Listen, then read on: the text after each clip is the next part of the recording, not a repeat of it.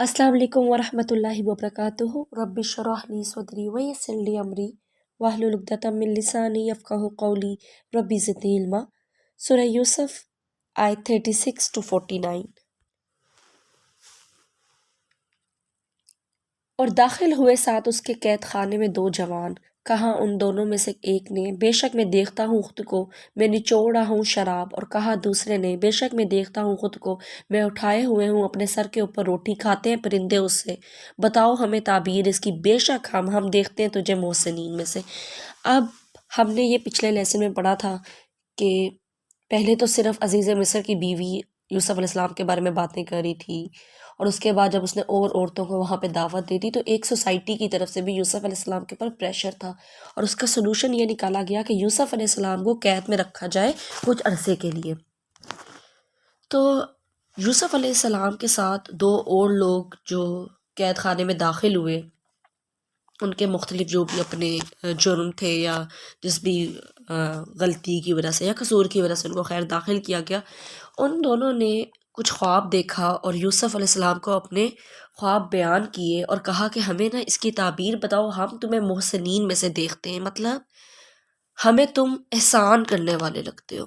अब आप ये देखें कि बग़ैर कसूर के एक शख्स जेल में चला जाए, कैद उठाए, और फिर जेल का माहौल कैसा होता है, तंग, जहाँ कोई आसानी ही नहीं है इंसान के लिए, पाबंदियाँ ही पाबंदियाँ हैं।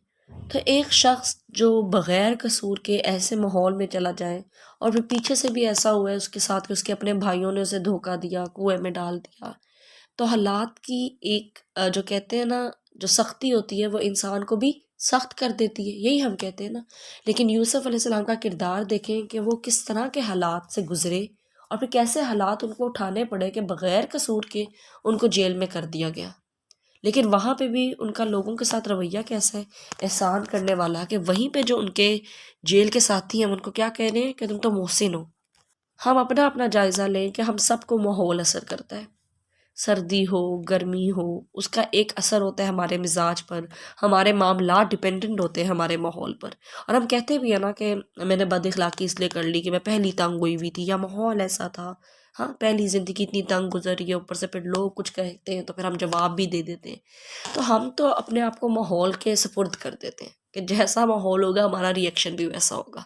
अगर हर चीज़ हमारी फेवरेबल हो रही है तो हम उसमें कंफर्टेबल रहते हैं, जहाँ कोई चीज़ नागवारी वाली हो जाए तो हम फ़ौरन अनकंफर्टेबल हो जाते हैं और लोगों को ही ब्लेम करने लगते हैं, या फिर लोगों के साथ ही जो किसी ने हमारे साथ कभी कभार किया होता है ना गलत, हम उन लोगों से ही बदला लेने लग जाते हैं, औरों के साथ ही उसी तरह सलूक करने लग जाते हैं। तो यूसुफ अलैहिस्सलाम ने तो ऐसा कुछ ना किया वहाँ पर। वो भी कह सकते थे मैं तो बगैर किसी कसूर के जेल में हूँ, मुझे तंग ना करो, कोई मुझसे बात ना करे, कोई मुझे बुलाए ना, मैं भी अब किसी के साथ अच्छा सलूक नहीं करूँगा कि मेरे साथ कभी किसी ने अच्छा सलूक नहीं किया। लेकिन कुछ ऐसा नहीं, वहाँ पे भी वो दूसरों के साथ एहसान करने वाले थे, और वही उनके जेल खाने के जो दो साथी हैं वो इस बात की गवाही दे रहे हैं। अब हम सब देखें ना कि हम जिस माहौल को बुरा कहते हैं या जिस माहौल की वजह से हमारे अंदर सख्ती आ जाती है, वो जेल जितना बुरा तो नहीं होगा, जेल जितना तंग तो नहीं होगा। लेकिन फिर भी क्या हम दूसरों के साथ एहसान करने वाले हैं? अल्लाह ताला ने हम सबको जब इस दुनिया में भेजा है ना, तो ये दुनिया हमारे लिए एक कैद खाना बनाया है, कुछ बाउंड्री सेट कर दिया, फिर तरह तरह के लोग होते हैं, हमें आजमाया है उन लोगों के ज़रिए। अल्लाह ताला ने कुरान में कहा है ना कि बाज़ को बाज़ के लिए फितना बना दिया है। बाज़ लोग हमारे लिए आजमाइश हैं, वो हमें तंग करेंगे, और फिर अल्लाह ताला हमें चेक कर रहे होते हैं कि अब हम क्या करते हैं। और फिर ये कि हालात हमेशा एक जैसे भी नहीं रहते, अगर कभी तंगी होती है तो कुछ अरसे बाद अल्लाह ताला आसानी भी कर देता है, या उसी तंगी में इंसान के लिए आसानी पैदा कर देता है। तो ये जो डिफरेंट एक्सपीरियंसेस होते हैं, डिफरेंट तरह के हम लोगों से मिलते हैं, इसमें हमारे लिए एक लर्निंग भी होती है। तो यूसुफ अलैहिस्सलाम भी इसी तरह मुख्तलिफ माहौल से गुज़रे, मुश्किलात उठाई, लेकिन उस मुश्किलात की वजह से उन्होंने सबक हासिल किया उनसे, लेकिन अपना इखलाक नहीं ख़राब किया, अपने आप को ठीक रखा, और ये इखलाक उन्होंने अल्लाह की रज़ा के लिए अपनाया हुआ था। तो क्या पीछे भी ये बात हुई ना कि अल्लाह ने कहा कि वो हमारे मोहसिनीन में से था, हमने उसे चुना हुआ था, वो अल्लाह ताला से डरने वाले थे हर हाल में। तो फिर जब यूसुफ अलैहिस्सलाम से इन्होंने ताबीर पूछी, तो यूसुफ अलैहिस्सलाम ने उस वक्त का बेहतरीन फ़ायदा उठाया। जब लोग आपके पास अपनी किसी ज़रूरत के लिए आएँ تو یہ ایک وقت ہوتا ہے جس میں انسان وہ بات بھی کر سکتا ہے جو وہ دوسرے سے کرنا چاہتا ہے، اور اسی موقع کا فائدہ اٹھاتے ہوئے یوسف علیہ السلام نے ان کو توحید بیان کی۔ یوسف علیہ السلام نے ان سے کہا، اس نے کہا نہیں آئے گا تم دونوں کے پاس کھانا، تم دونوں دیے جاتے ہو اسے، مگر میں بتاؤں گا تم دونوں کو تعبیر اس کی اس سے پہلے کہ وہ آئے تم دونوں کے پاس، یہ اس سے پہلے جو سکھایا مجھے میرے رب نے، بے شک میں چھوڑ دیا میں نے دین ان لوگوں کا جو نہیں ایمان رکھتے اللہ پر، اور وہ ساتھ آخرت کے وہی کفر کرنے والے ہیں، اور میں نے پیروی کی دین کی اپنے آباء و اجداد کے، ابراہیم، اسحاق، یعقوب۔ نہیں ہے ہمارے لیے کہ ہم شریک ٹھہرائیں ساتھ اللہ کے کسی چیز کو، یہ فضل میں سے ہے اللہ کے ہم پر اور لوگوں پر، اور لیکن اکثر لوگ وہ شکر ادا نہیں کرتے۔ اے میرے دو ساتھیوں قید خانے کے، کیا بہت سے رب جدا جدا بہتر ہے، یا اللہ جو ایک ہے بہت زبردست؟ نہیں تم عبادت کرتے اس کے سوا مگر چند ناموں کی، نام رکھ لیے تم نے ان کے اور تمہارے آباء و اجداد نے، نہیں اتاری اللہ نے ان کی کوئی دلیل، نہیں حکم مگر اللہ ہی کے لیے، اس نے حکم دیا کہ نہ تم عبادت کرو مگر صرف اسی کی، یہ ہے دین درست، اور لیکن اکثر لوگ نہیں وہ جانتے۔ اب یہاں پہ یوسف علیہ السلام کا طریقہ دیکھیں کہ ان دو جو جیل کے ساتھی تھے ان کا کھانا بھی آنے لگا تھا، تو یوسف علیہ السلام نے نا اپنی بات شروع کرنے سے پہلے ہی ان کو بتا دیا کہ تم لوگوں کے کھانا آنے سے پہلے ہی میں تم لوگوں کے خواب کی تعبیر بھی بتا دوں گا، اور ساتھ ہی میں تم لوگوں سے ایک اور بات بھی کرنا چاہ رہا ہوں کہ یہ جو ایک اللہ کو چھوڑ کر اوروں کو عبادت میں شریک کیا ہوا ہے نا، اس کے اللہ تعالیٰ نے کوئی دلیل نہیں اتاری، اور میں جو ہوں نا میں اس طریقے پہ نہیں ہوں۔ میں کس طریقے پہ ہوں؟ جس پہ میرے آباء و اجداد تھے۔ کون سے؟ ابراہیم، اسحاق، یعقوب۔ اور پھر یہ بھی کہہ رہے ہیں کہ یہ جو میں تمہیں بات بتا رہا ہوں نا، یہ میرے رب نے مجھے سکھائی ہے، یا جو تعبیر میں تمہیں خواب کی بتاؤں گا وہ میرے رب نے مجھے سکھائی ہے، اس میں میرا اپنا کوئی کمال نہیں ہے۔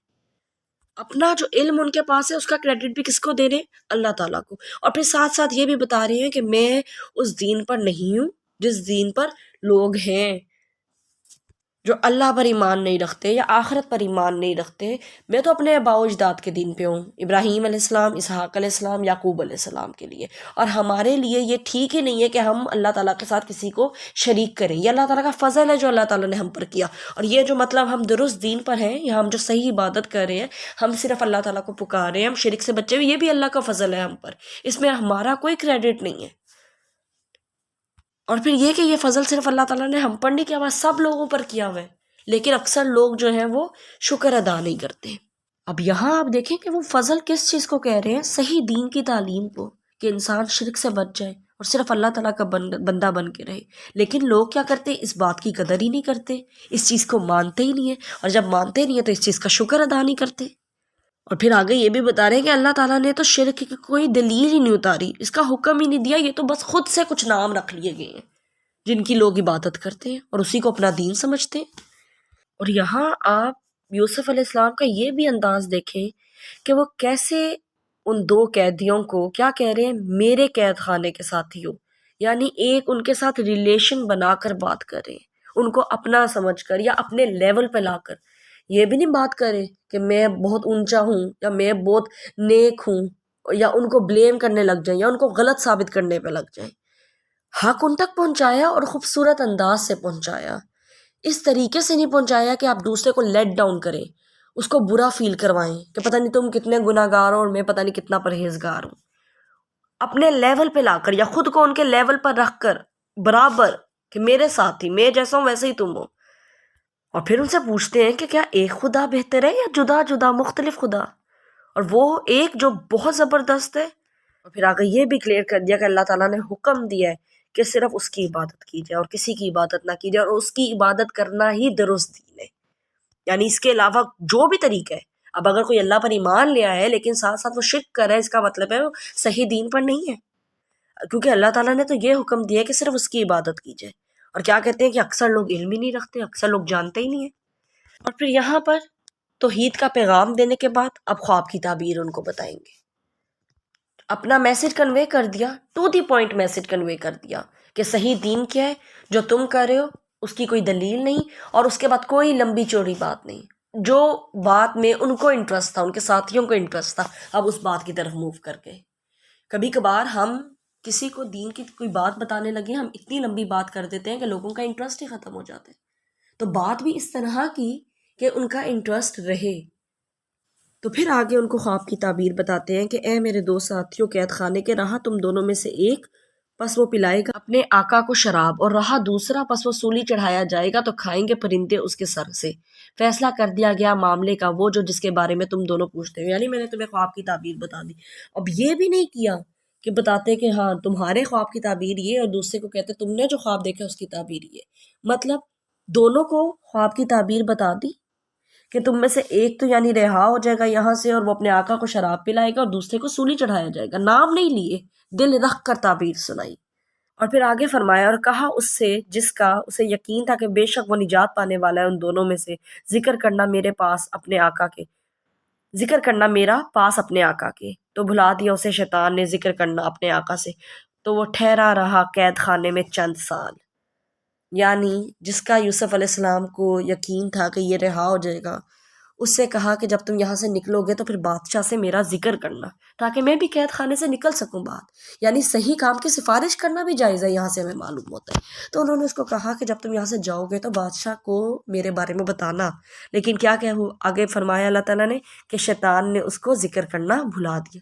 یعنی جب وہ بندہ وہاں سے باہر نکلا تو اس نے بادشاہ سے ذکر ہی نہیں کیا، وہ بھول گیا ذکر کرنا. اور اس طرح یوسف علیہ السلام کئی سال قید خانے میں رہے.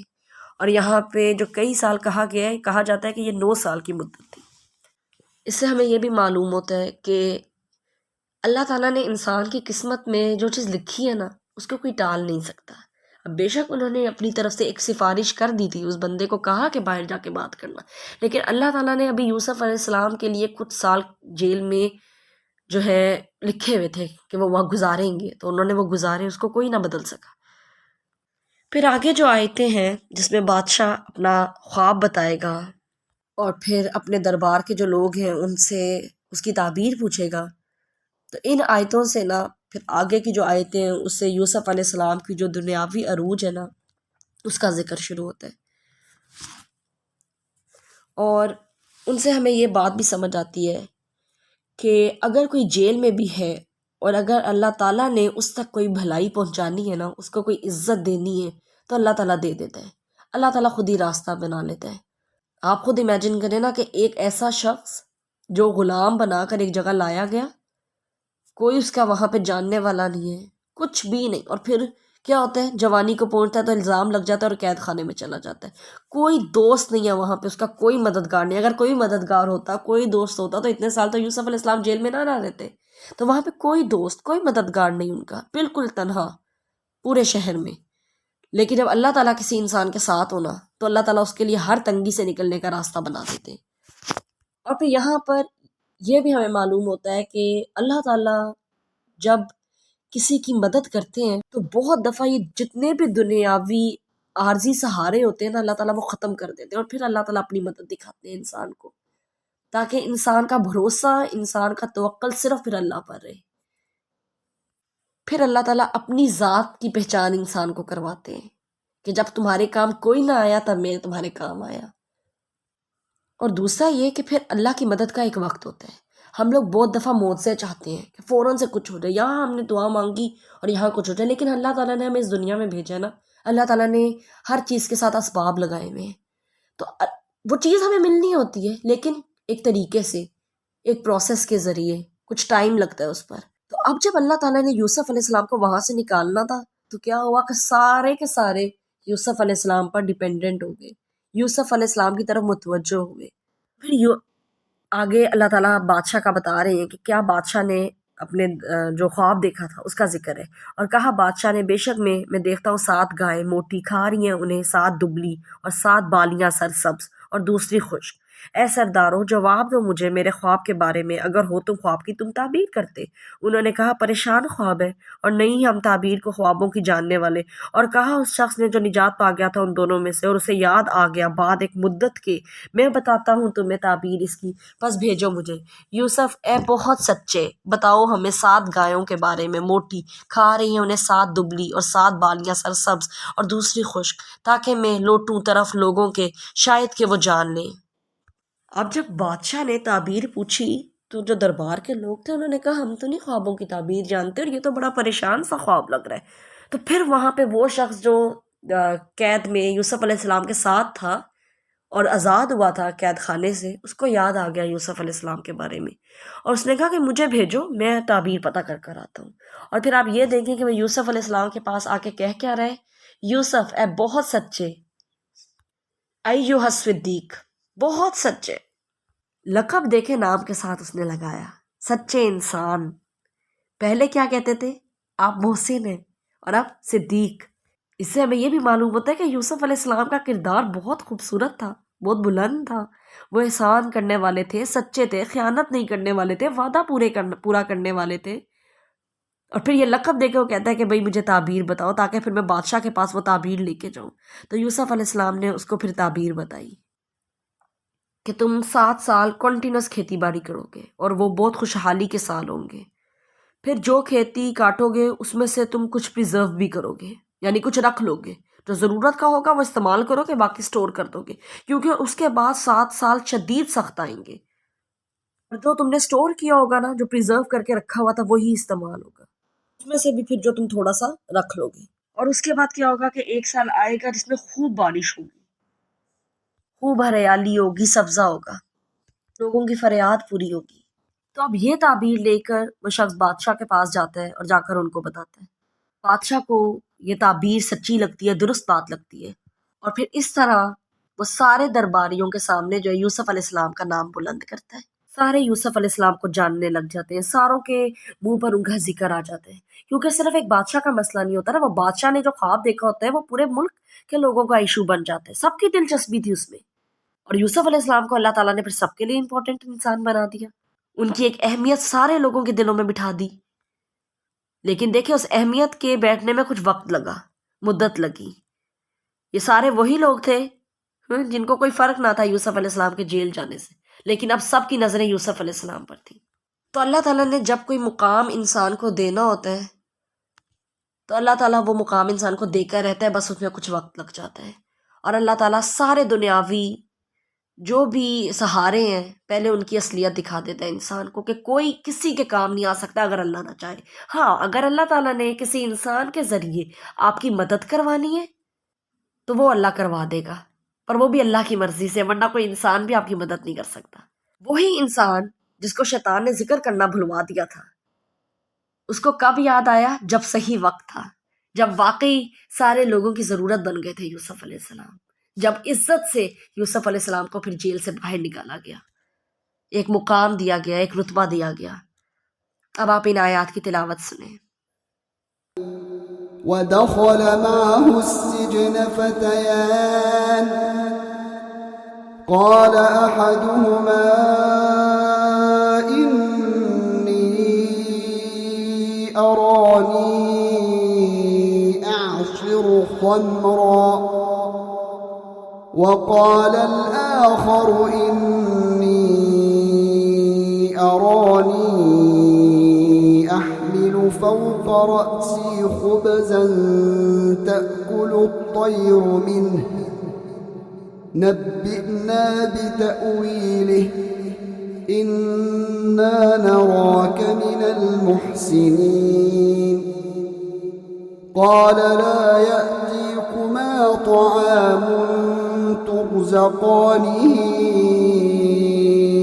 إلا نبأتكما بتأويله قبل أن يأتيكما ذلكما مما علمني ربي إني تركت ملة قوم لا يؤمنون بالله وهم بالآخرة هم كافرون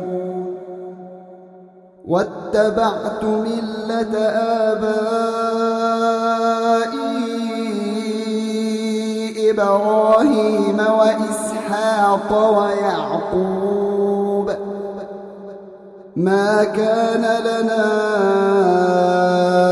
أن نشرك بالله من شيء ذلك من فضل الله علينا وعلى الناس ولكن أكثر الناس لا يشكرون يا صاحبي السجن أأرباب متفرقون خير أم الله الواحد القهار ما تعبدون من دونه إلا أسماء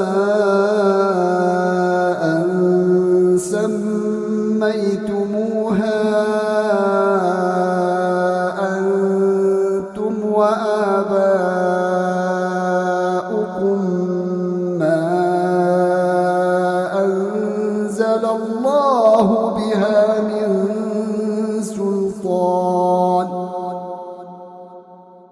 إن الحكم إلا لله أمر ألا تعبدوا إلا إياه ذلك الدين القيم ولكن أكثر الناس لا يعلمون يا صاحبي السجن أما أحدكما فيسقي ربه خمرا وأما الآخر فيصلب فتأكل الطير من رأسه قضي الأمر الذي فيه تستفتيان وقال للذي ظن أنه ناج منهما اذكرني عند ربك فأنساه الشيطان ذكر ربه